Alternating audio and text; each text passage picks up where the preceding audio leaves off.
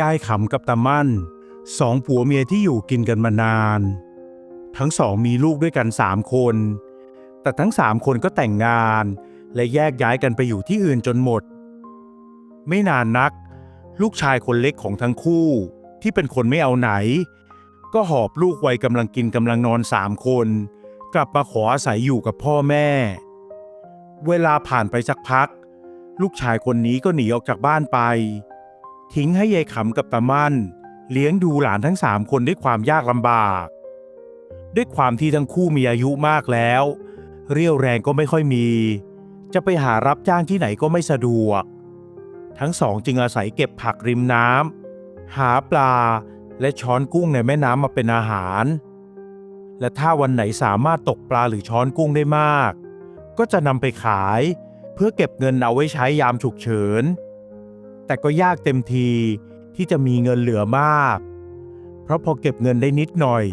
ก็มีเหตุต้องใช้จ่ายด้วยอาการเจ็บไข้ได้ป่วยของหลานยังดีที่ทั้งสองมีผืนนาเล็กๆเอาไว้ปลูกข้าวกินเองไม่อย่างนั้นทั้ง5 ชีวิตก็คงจะลำบากมากกว่านี้วันหนึ่งยายขำลงเรือเพื่อออกไปหาช้อนกุ้งตามแพผักบุ้งที่ริมแม่น้ำทว่าในบริเวณที่แกเคยไปช้อนกุ้งอยู่เป็นประจำนั้นวันนี้แกช้อนกุ้งไม่ได้เลยสักตัวถึงแม้จะลงไปช้อนตั้งแต่เช้าจนสายแต่ก็ยังไม่ได้กุ้งเลยยายขำเริ่มเป็นกังวลเพราะกลัวว่าวันนี้จะไม่มีกับข้าวให้หลานกินในตอนที่หลานๆกลับมาจากโรงเรียนวัดใกล้บ้านสุดท้ายเมื่อไม่มีทางเลือกยายขำจึงขึ้นเรือแล้วพายเรือไปยังปากคลองแห่งหนึ่งซึ่งเป็นคลองที่ชาวบ้านร่ำลือกันว่ามีจระเข้ใหญ่อาศัยอยู่ในคลองแห่งนั้นไม่มีใครกล้ามาทอดแหหาปลาหรือหาช้อนกุ้งที่ในคลองแห่งนี้แม้จะเป็นคลองที่ไม่มีบ้านคนอาศัยอยู่ทั้ง2 ฝั่งทว่าน่าแปลกที่ในคลองไม่ได้รกเรื้อไปด้วยวัชพืชแต่อย่างใดแต่คลองดูโล่งเตียน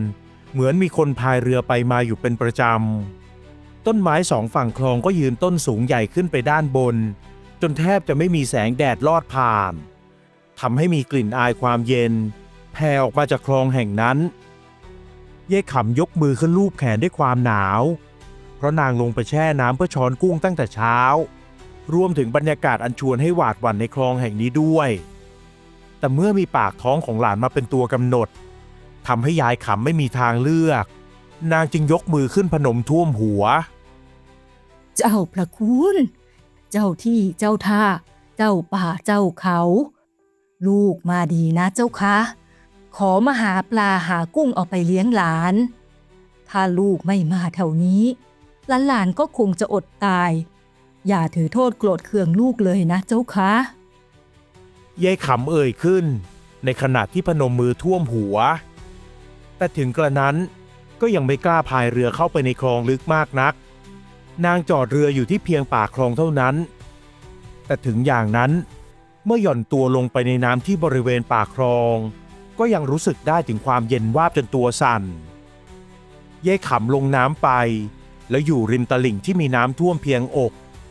จากนั้นก็หยิบสวิงในเรือมาเริ่มช้อนกุ้งใต้แพผักบุ้งและใต้กอผักตบเพียงแค่ช้อนครั้งแรกนางก็ได้กุ้งฝอยเป็นจำนวนมากด้วยความดีใจนางจึงเดินลัดเลาะริมตลิ่งช้อนกุ้งไปเรื่อยๆพร้อมกับลากเรือไปกับนางด้วยพอช้อนได้ก็เทกุ้งฝอยลงกะละมังที่วางอยู่บนเรือจนกระทั่งเดินเลาะมาถึงในคลองและตอนที่กำลังจะช้อนกุ้งอยู่นั่นเอง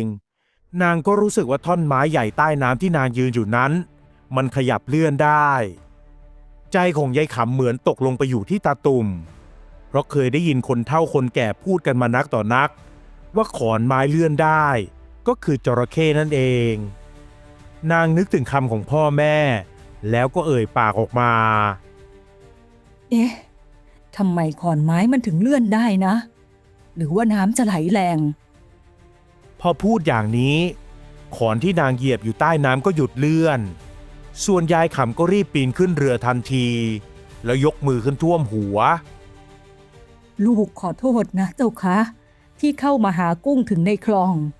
อย่าโกรธเคืองลูกเลยนะเจ้าคะ จากนั้นนางก็รีบพายเรือกลับบ้านทันทีพร้อมกับกุ้งฝอยเต็มกะละมังเมื่อกลับถึงบ้านหน้าตาของนางก็ยังตื่นตกใจไม่หายจนตามั่นที่กลับมาจากทำนายังต้องเอ่ยถาม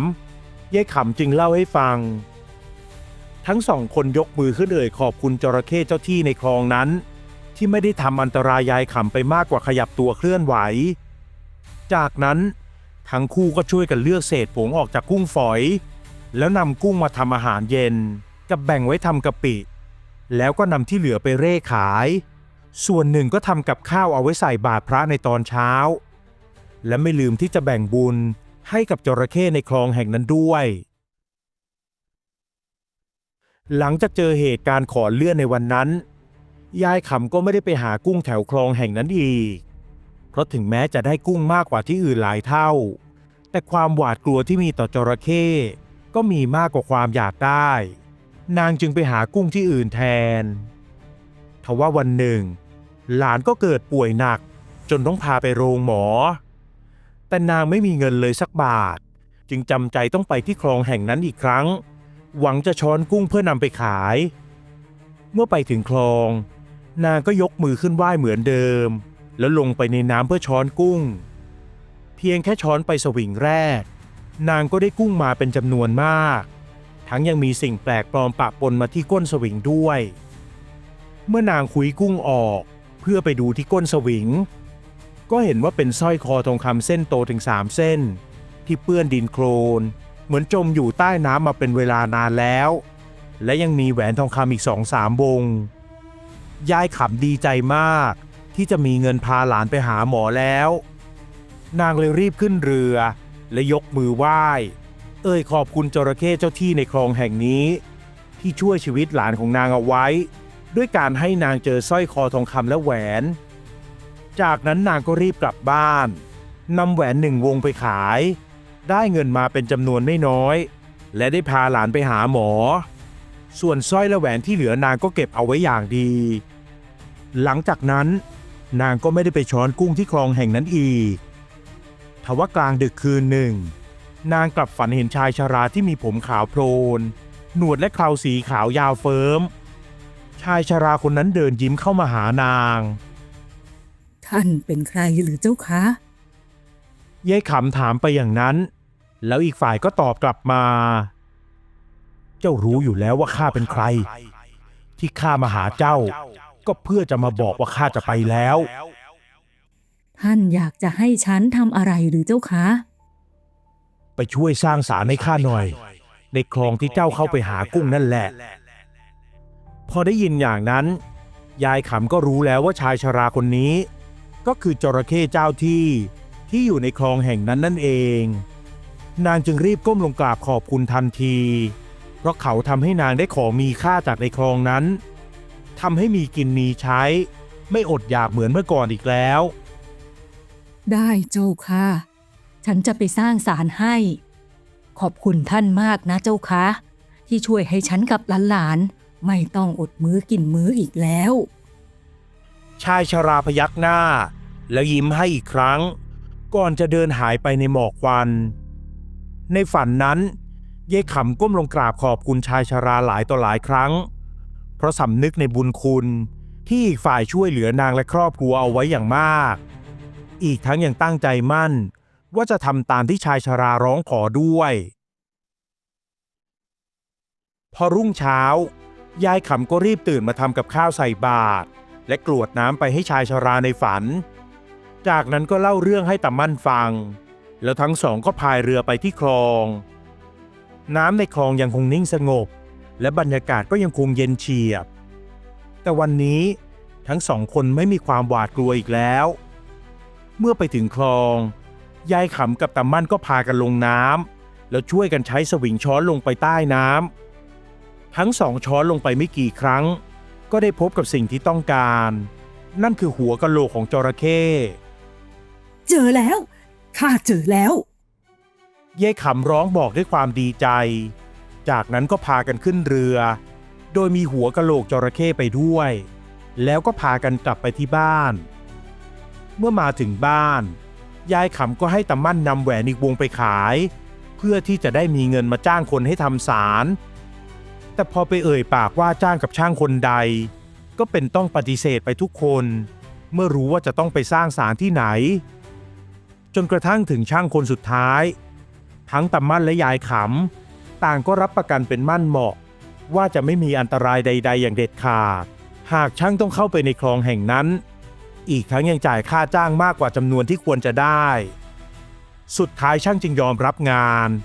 แล้วก็พาคนงานขนอุปกรณ์ก่อสร้างเข้ามาสร้างศาลให้ตามที่ได้ว่าจ้างกันไว้เมื่อสร้างศาลเสร็จตามั่นกับยายขำก็นำหัวกะโหลกมาตั้งไว้ในศาลและตั้งข้าวของเส้นไหว้อย่างดีโดยจะนำของไหว้มาเปลี่ยนให้ในทุกวันพระไม่นานนักพอมีข่าวแพร่ออกไปว่าในคลองที่ทุกคนเคยหวาดกลัวนั้นมีศาลจระเข้เจ้าที่ตั้งอยู่ก็เริ่มมีคนพายเรือเข้ามากราบไหว้และขอโชคขอลาภกับศาลจระเข้แห่งนั้นซึ่งก็มีไม่น้อยเลยที่ได้โชคลาภถูกหวยรวยเบอร์ทำให้คลองแห่งนั้นไม่เงียบเหงาวังเวงน่ากลัวอีกต่อไปแล้วส่วนยายขำกับตามั่นก็สำนึกในบุญคุณของจระเข้เจ้าที่ทำให้ทั้งสองและหลานอีก3 คนมีอยู่มีกินจึงหมั่นมาดูแลทำความสะอาดและเปลี่ยนของเส้นไหว้อย่างสม่ำเสมอแม้กระทั่งเมื่อเวลาผ่านไปทั้ง2 คนก็ได้จากไปแต่หลานๆที่เติบโตแล้วก็ยังยึดถือปฏิบัติตามที่ตากับยายสั่งเอาไว้มิได้เปลี่ยนและยังคงมีคนแวะเวียนมากราบไหว้ที่ศาลเพื่อขอโชคขอลาภอยู่เสมอ